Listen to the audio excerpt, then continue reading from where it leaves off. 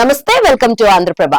ఏపీలో ఎన్నికల హీట్ రోజు రోజుకు పెరిగిపోతుంది. షెడ్యూల్ రాకముందే అన్ని ప్రధాన పార్టీల అభ్యర్థులు ఎంపికలు, సామాజిక సమీకరణలు అంటూ బిజీగా మారిపోయాయి. మరోవైపు ఇప్పటిదాకా గెలవని నియోజకవర్గాల్లో ఈసారి ఎలాగైనా జెండా పాతాలని అధికార విపక్ష పార్టీలు స్కెచ్లు వేస్తున్నాయి. అలాంటి నియోజకవర్గాల్లో విశాఖ పశ్చిమ సీటు ఒకటి.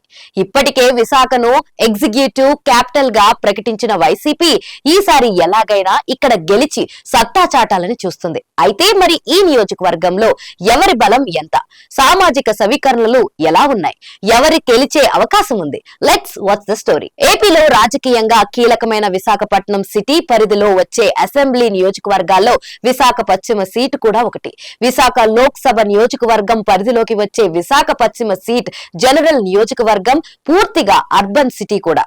ఇక్కడ దాదాపు 2.5 లక్షలకు పైగా ఓటర్లు ఉన్నారు. 2009లో జరిగిన నియోజకవర్గాల పునర్విభజనలో విశాఖ పశ్చిమ సీటు ఏర్పాటైంది. రాష్ట్ర విభజన తర్వాత టీడీపీ కంచుకోటలాగా మార్చుకున్న నియోజకవర్గాల్లో ఇది కూడా ఒకటి. విశాఖ పశ్చిమ నియోజకవర్గాల్లో ఒకప్పటి నగర శివారు ప్రాంతాల్లో అయిన గోపాలపట్నంతో పాటు పలు ప్రాంతాలు ఉన్నాయి.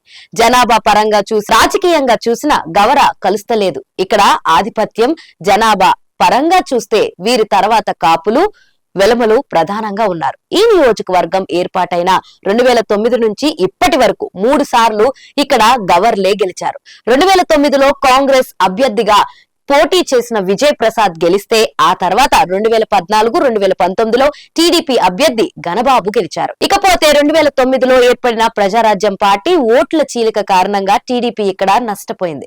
దీంతో కాంగ్రెస్ అభ్యర్థి గెలిచారు. ఆ తర్వాత రాష్ట్ర విభజన తర్వాత జరిగిన 2 ఎన్నికల్లోనూ టీడీపీ అభ్యర్థే గెలిచారు. గత ఎన్నికల్లో రాష్ట్ర వ్యాప్తంగా వైసీపీ గాలి వీచిన విశాఖ పశ్చిమ సీట్లో మాత్రం బోని కొట్టలేకపోయింది. ఈసారి ఎన్నికల్లోనూ టీడీపీ జనసేన పొత్తు ప్రభావంతో వైసీపీ బోని కొట్టడం కష్టమేనని చెబుతున్నారు. విశాఖను రాజధానిగా ప్రకటించడం, సంక్షేమ పథకాల ప్రభావం ఎక్కువగా ఉంటే మాత్రం అధికార పార్టీ బోని కొట్టే అవకాశం ఉంటుంది. మరి వచ్చే ఎన్నికల్లో విశాఖ పశ్చిమ నియోజకవర్గ ఓటర్లు తీర్పు ఎలా ఉంటుందో చూడాలి.